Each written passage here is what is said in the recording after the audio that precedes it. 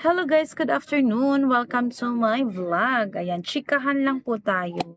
Recap lang tayo last January 18, our wedding anniversary, 12 year na. Yes. So, it was our first time na hindi talaga kami lumabas, family get together, ayan, or naghanda. But meron naman makakain dito sa bahay. In fact, yung pinanalunan ng asawa ko sa party nila, sa Christmas party nila na spaghetti set, ayan, yun po yung niluto namin. At syempre may ulam, may kanin, yun lang. At soft drinks meron syempre. At may parigalo yung anak ko. So, hindi ko na lang babanggitin. So, that time, January 18, di talaga ako ah, nawala sa isip ko na i-greet ang asawa ko ng madaling araw, siya din. So, nag-greet ko siya late na, mga 10 AM in the morning. So, nagulat din siya. Ako din nung habang nagbabrowse ako ng aking phone, saka ko lang nalaman na January 18 pala. So, puro kami nawala sa isip, ewan. At siguro kasi hindi nga kami nag-expect na may handa or maghahanda kami kasi ang totoo wala kaming budget guys for handa. May pera pero hindi intended for handa. No extra money. Yes. Hindi kasi katulad sa mga nagdaan na ilang taon, ah, meron kaming anniversary na get together or naghahanda dito sa bahay. At nalungkot kasi siya dahil wala man siyang nabigay daw sa akin.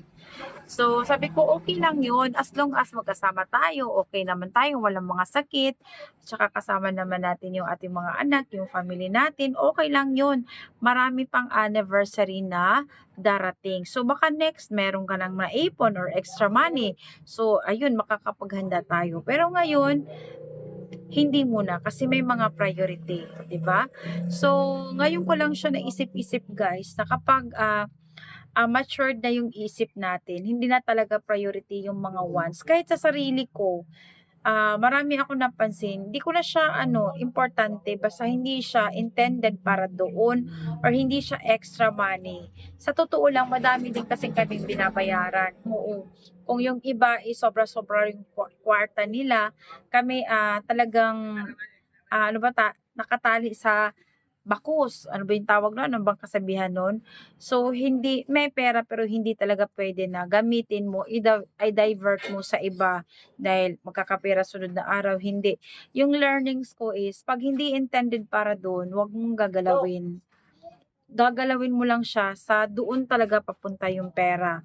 Hindi puwedeng mangutang or divert ng pera para lang doon sa handa. So, yun ang natutunan ko guys. Kaya lumipas naman yung January 18, wala naman nangyari sa amin. Okay lang naman kami, nakakain naman kami. May spaghetti naman at saka may regalo naman yung anak ko sa akin. Siya, nakapainom pa naman siya sa mga friend niya. O di, na-save namin yung dapat ihanda namin, nalagay ko sa dapat lagyan or sa bayaran, 'di ba? So yun po yung learnings talaga na nakuha ko sa araw na yon na na-realize ko. So pero kung may extra money ka naman or may budget ka namang para dun, why not? Pero kung wala, wag kang magproblema or wag kang mag-worry. Lilipas din yung araw ng anniversary ninyo na okay lang, walang mangyayari. As in, wala, okay lang. So, that's it. Yun lang yung learnings ko, guys. So, naway maraming nakarelate na mga mamshi dyan, katulad ko, or yung mga asawa natin. Okay lang yan. Hindi kailangan siya paglaanan ng kalungkutan or worry. Kasi dadaan pa rin ang 18. So, we're healthy, we're okay. Nandito naman tayong dalawa magkatabi. So, okay lang yun. Siguro hindi pa ngayon. Next naman. Ngayon lang naman na to din na taon na dumaan lang talaga na hindi kami na busy, hindi kami nag-dine out, etc.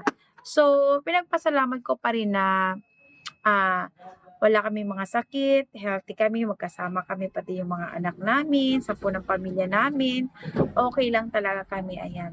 At syempre, ipinipray ko na mag-long last yung aming marriage ng aking asawa. O, di ba? Yun ang mahalaga. Bye-bye!